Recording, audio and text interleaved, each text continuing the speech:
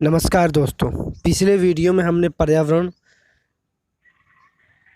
की परिभाषा, पर्यावरण पारिस्थितिकी तंत्र क्या है, इन सब को अध्ययन किया हुआ था। परितंत्र या पारितंत्र के जो प्रकार थे उसको हमने डिस्कस किया हुआ था। क्या परितंत्र है?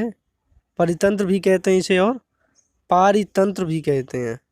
पारितंत्र, कंफ्यूज नहीं होना, कभी परितंत्र आए या कभी पारितंत्र आए, ये दोनों शब्द इसी के लिए यूज होते हैं। हमने पिछले वीडियो में देखा था कि परितंत्र या पारितंत्र के जो वर्गीकरण है उसे कैसा बांटा गया है। पहले बांटा गया है प्राकृतिक। प्राकृतिक के अंदर स्थली है, जली है, ये सारे बांटे हुए थे। मानव निर्मित के अंदर बांटे हुए थे। तो आज हमने परितंत्र के जो वर्गीकरण है उसी से हमने जली का और स्थली का जो परितंत्र या पारिस्थितिकी तंत्र है उसका हमने डिस्क्रिप्शन देखा है, उसे डिस्क्राइब किया हुआ है कि कैसे। आज हमने ये तालाब पारितंत्र और घास पारितंत्र पर डिस्कस करेंगे। तो चलिए शुरू करते हैं। तालाब पारितंत्र। तालाब पारितंत्र में क्या, मैंने आपको बताया था कि पारितंत्र है क्या। जैविक और अजैविक घटकों का संगठन है। जैविक मिलेंगे और अजैविक मिलेंगे तो क्या बनेगा, पारितंत्र या पारितंत्र या परितंत्र। आज बात करते हैं हम तालाब पारितंत्र की। तालाब पारितंत्र में अजैविक जो घटक हैं उसमें क्या है, तालाब में अनेकों प्रकार के कार्बनिक पदार्थ एवं अकार्बनिक पदार्थ पाए जाते हैं। कार्बनिक और अकार्बनिक पदार्थ पाए जाते हैं।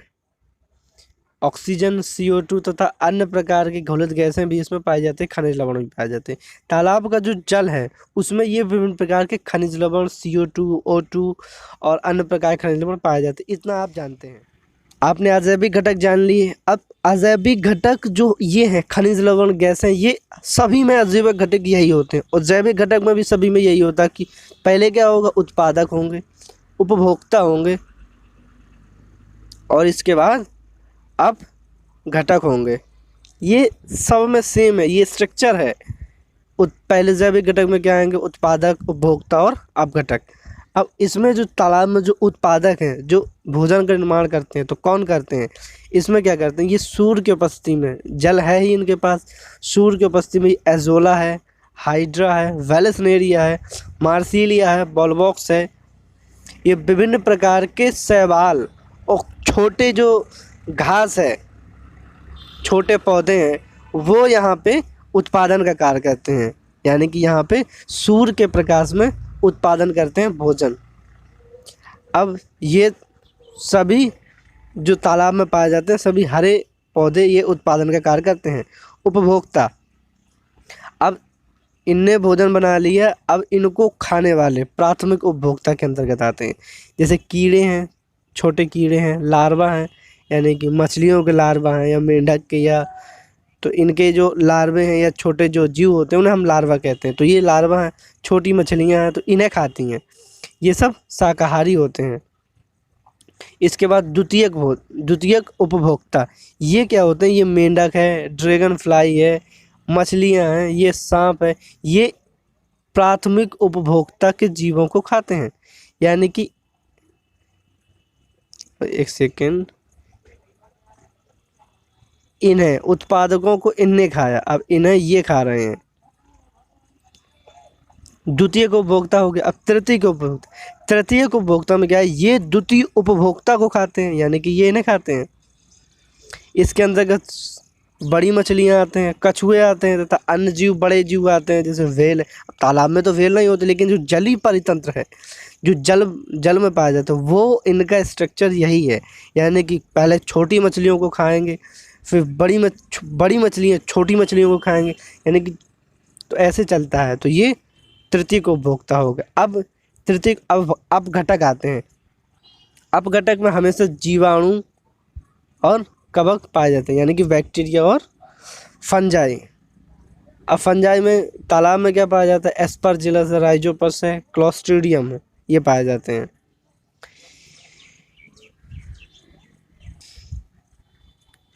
अब घटक का काम होता है कि ये उत्पादक और उपभोक्ता जो मर जाते हैं, उनके सड़े गले पदार्थ होते हैं, उनको अपघटित करते हैं, यानी कि उनको तोड़ते हैं, और जो कार्बनिक पदार्थ हैं, जो कार्बनिक पदार्थ जो जल में बने हैं, तो उनकी मात्रा उसको बराबर रखते हैं। यदि अपघटक नहीं होंगे तो एक समय आएगा कि जल में कार्बनिक पदार्थ होंगे ही नहीं, और फिर पौधे अपना भोजन बनाने के लिए जो कार्बनिक पदार्थों की आवश्यकता होती है वो नहीं मिलेगा, और वो अपना भोजन नहीं बना पाएंगे। तो इनका रोल भी बहुत महत्वपूर्ण है अपघटकों का। अब जब यही प्रोसेस चलती है और यह प्रक्रिया चलती रहती है और एक चैन बनती है, जिसे हम क्या कहते हैं, खाद्य श्रृंखला कहते हैं। जैसे कि पहले उत्पादक ने भोजन बनाया, इसके अंदर के एजोला वगैरह आते हैं।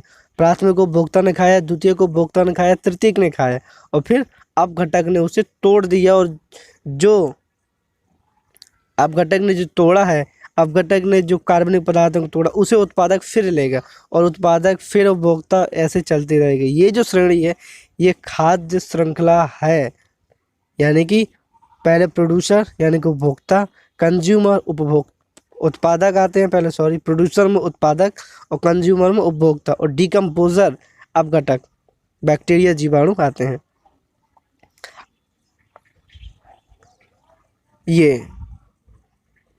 ये आपका जलीय परितंत्र का हो गया, यानी कि एजोला आएंगे। यदि पेपर में आता है कि जलीय परितंत्र में जो उत्पादक का कार्य करते हैं वो कौन करते हैं, तो ये ऊपर लिखा हुआ है कौन करते हैं। ये इसमें आता है एजोला, हाइड्रा, वेलेसनेरिया, ये जो लिखा हुआ है बॉल बॉक्स वगैरह, ये उत्पादक का कार्य, और ये उपभोक्ता का कार्य करते हैं। मेंढक है, कीड़े हैं, लार्वा हैं, मछलियाँ हैं।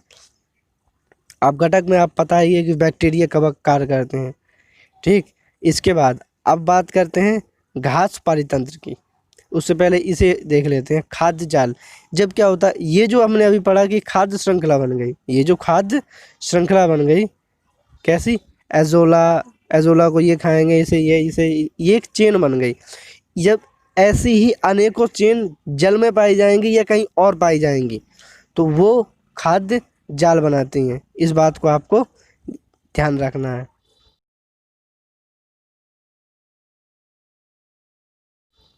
क्या बनाती हैं, खाद्य जाल।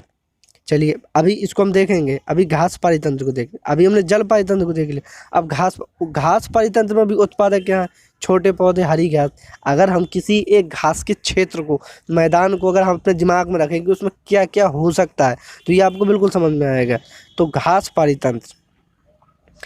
परितंत्र में उत्पादन का कार्य करेंगे, छोटी घास होगी और कुछ छोटी हरी छोटे छोटे पौधे होंगे, ये वहाँ का उत्पादन का कार्य करेंगे, ये भोजन बनाएंगे। इसके बाद प्राथमिक उपभोक्ता, प्राथमिक इन घास को खाने वाले खरगोश हो सकते हैं, चूहा हो सकते हैं, और टिड्डे भी हो सकते हैं। खरगोश हो गया, चूहा हो गए और टिड्डे हो गए। इन्हें जैसे टिड्डे को कौन खा जाएगा, टिड्डे को छिपकली भी खा जाएगी, चिड़ियाँ भी खा लेती हैं, सांप भी खा लेते हैं, और चूहा को सांप खा लेगा। ऐसे ये एक दूसरे को खाते हैं। अब ये द्वितीयक उपभोक्ता हो गए। अब जो इन्हें खाएंगे वो तृतीयक में आएंगे, और इसके बाद फिर अपघटक आएंगे। तो यहाँ की खाद्य श्रृंखला को देख लेते हैं। जैसे हरी घास है, हरी घास यहाँ उत्पादन के कार्य करेगी। टिड्डे ने खाया, प्राथमिक उपभोग, यानी कि घास को किसने खाया, टिड्डे ने। अब टिड्डे को खाएगा कौन, छिपकली या चिड़िया और छिपकली को कौन खाएगा, बाज। इसके बाद क्या, तृतीयक उपभोक्ता के बाद क्या, जीवाणु और कवक। जीवाणु कवक का कार्य क्या है कि इन्हीं सड़े गले पौधों को या जीवों को पुनः कार्बनिक पदार्थों में बदल देते हैं, और ये उसी से अपना भोजन प्राप्त करते हैं, जीवाणु और कवक, और ये खाद्य श्रृंखला बन जाती है। खाद्य श्रृंखला जैसे हरे पौधे हैं, फिर चूहा खाएगा, चूहा को सांप खाएगा, सांप को मोर खाएगा। ये प्राथमिक उपभोक्ता, ये द्वितीयक उपभोक्ता, ये तृतीयक उपभोक्ता, और कवक और जीवाणु अपघटक हो गए। अब ये खाद्य जाल है, आप इसे देखिए, खाद्य जाल। जैसे ग्रीन प्लांट, ये हरे पौधे हैं, इसे किसे खाया, चूहा को बिल्ली ने खाया, कुत्ते मर जाएगा, जीवाणु खा जाएगा। कीड़े को कौन खाएगा, चिड़िया को बाज, और बाज मर जाएंगे तो जीवाणु खा जाएंगे। कीड़े को मेंढक को बड़ी मछलियों को जीवाणु, चूहा को लोमड़ी ने खाया, लोमड़ी को बाज ने, बाज के बाद जीवाणु, टिड्डे को छिपकली खाएगी। ऐसे ये चेन बनती है। जब विभिन्न प्रकार के माध्यम होंगे किसी पारितंत्र में या पारिस्थितिकी तंत्र में कोई भी शब्द प्रयोग में आए, अगर वहाँ पे भोजन उपलब्ध या भोजन प्राप्त करने के अनेकों माध्यम हो तो वहाँ पे खाद्य जाल बनेगा। क्या बनेगा? खाद्य जाल बनेगा। ठीक है, चलिए, आशा है आप समझ गए होंगे। अगर नहीं आता, कुछ दिक्कत आती है तो आप कमेंट बॉक्स में कमेंट करिए। ठीक, अब बात करते हैं, खाद्य जाल हो गया, घास पारितंत्र हो गया, मरुस्थल में देख लेते हैं। सेम है सभी में, कोई भी परितंत्र हो, यानी कि उत्पादक आएंगे, उपभोक्ता आएंगे और अपघटक आएंगे। उत्पादक में मरुस्थल में क्या कैक्टस हैं या झाड़ियाँ हैं, नांगफनी हैं, ये सब पाए जाते हैं। इन्हें का कौन खाएगा? छिपकली खाएंगी, ये छोटे कीड़े खाएंगे, छोटी छिपकली खाएंगे। यहाँ याद रखना, ये छोटी छिपकलियाँ। यहाँ पे इसके बाद ये प्राथमिक उपभोक्ता। द्वितीय उपभोक्ता में क्या आएंगे? सांप आएंगे और बड़ी मछली। इन्हें कौन खाएगा? बाज और लोमड़ी। इसके बाद अपघटक उन्हें खाएंगे ही। तो ये एक मरुस्थल पारितंत्र की बात है। ये देखिए, ये घास पारितंत्र का डायग्राम है। जैसे प्लांट है, पौधे को किसने खाया? खरगोश ने। खरगोश को कौन खाएगा? बाज। ये यानी कि ये जब ये मर जाते हैं तो लोग खा लेते हैं, बाज। अब चूहे ने खाया, पौधे को किसने खाया? चूहे ने। चूहे को सांप ने और सांप को बाज ने। तो ये एक चेन है, इसे ही हम खाद्य श्रृंखला या खाद्य चेन कहते हैं। जब ये विभिन्न प्रकार की चेन होती हैं, विभिन्न माध्यम होते हैं भोजन प्राप्त करने के, तो इसे हम खाद्य जाल कहते हैं। आशा करते हैं आप समझ गए होंगे। मिलते हैं नेक्स्ट वीडियो में, तब तक के लिए धन्यवाद।